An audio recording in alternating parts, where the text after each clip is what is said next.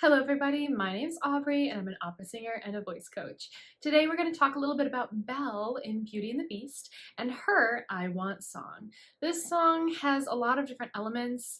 It's got villagers singing with her, it's got her as a soloist, it's got these great interactive scenes. It's a fun one. I think it's a lot of people's favorite. I'll also just say the music underneath, such a pretty orchestration. So that I don't get too carried away, let's just jump right in and talk about how Belle sings in Disney's Beauty and the Beast.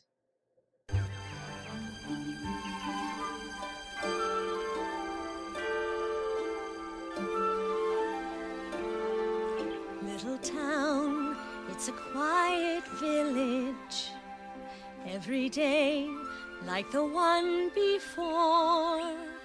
Little town, full of little people, waking up to say Bonjour! Bonjour! bonjour, bonjour. Bonjour!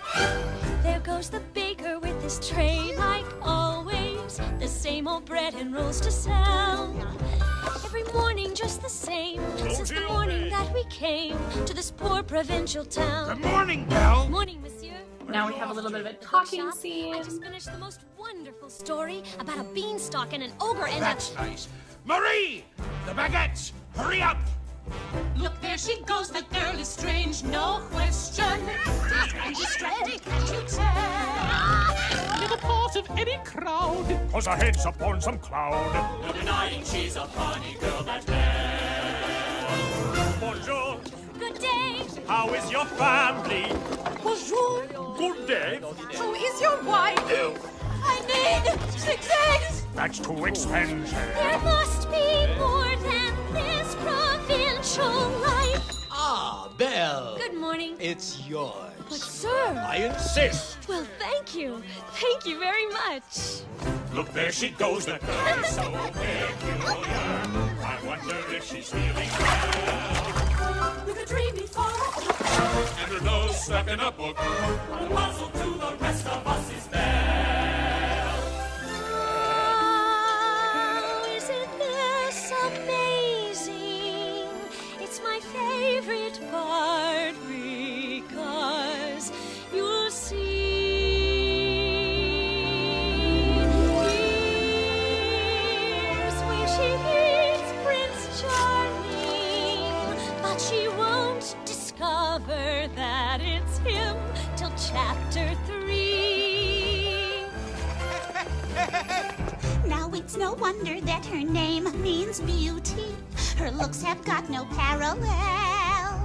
But behind that fair facade, I'm afraid she's rather odd, very different from the rest of us. She's nothing like the rest of us. Right from the moment when I met her, saw her, I said she's gorgeous and I fell. Here in town there's only she who is beautiful as me. So I'm making plans to woo and marry Belle. Look there, he goes, isn't he dreamy? Monsieur, oh, he's so cute. Be still, my heart, I'm hardly breathing. He's such a tall and strong and handsome. Bonjour, Good day, may we? You call this babe? What holy grace? 10 yards. Excuse me. Please let me through. There must be more than this provincial life. Just watch, I'm going to make Belle my wife. There she goes, a girl who's strange but special, a most peculiar mademoiselle. It's a pity and a sin, she doesn't quite fit him, but she really is a funny girl, a beauty but a funny girl. She really is a funny girl.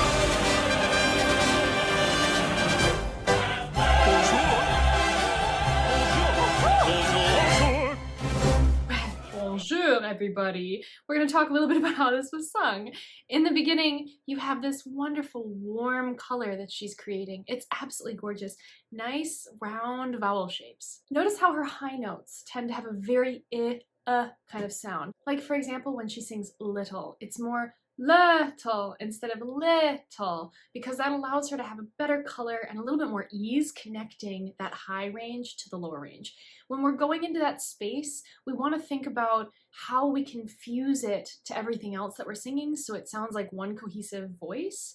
And one of the things I like to do is what she did, which is warm it up a little bit so that it feels more akin to my chest voice, but it doesn't end up actually sacrificing the quality. So instead of singing it exactly how I would sing in my mix or my chest, which might sound more like little, I would shape it to sound more like little.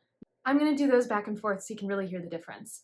Little, little. It's such a tiny difference, but it feels bigger for the singer than it sounds to the audience. We always want to be thinking about how we can sing most comfortably and with the least amount of pulling sensations. Something else that she does really, really well in this section is act very casually. Her voice is very relaxed. It's very much a narrative telling style of singing. She's not feeling too pressured. It doesn't feel too operatic or heavy. It's very conversational and smooth. I really like hearing it because it makes it easy for me to understand the story she's telling to me. As she comes in and out of the texture, which is filled with all sorts of great stuff happening in the ensemble, she comes out and it's very bright. Her brightness allows her voice to really cut through the dense texture happening underneath her. It can be tricky when you are the soloist singing over a group of people. In this song, she's doing a great job.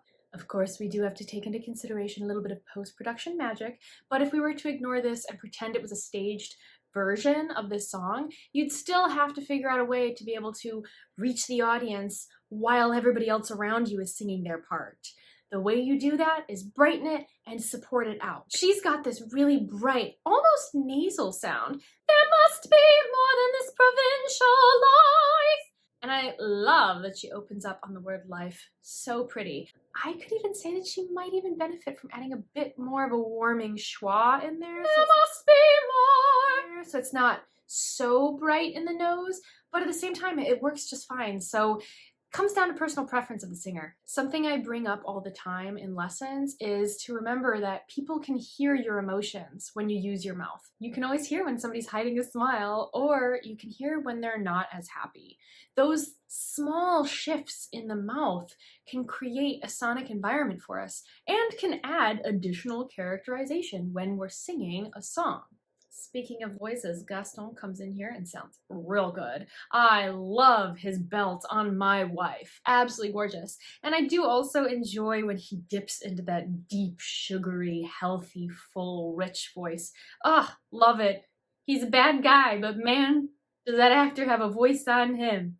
All in all, just notice how the different styles have changed since our very first discussion on Snow White. I've noticed that there's a shift from operatically inspired vocalists for Disney to what might be considered a modern Broadway vocal technique set, and there's nothing wrong with either of these things. It just comes down to the changing of taste in the audience.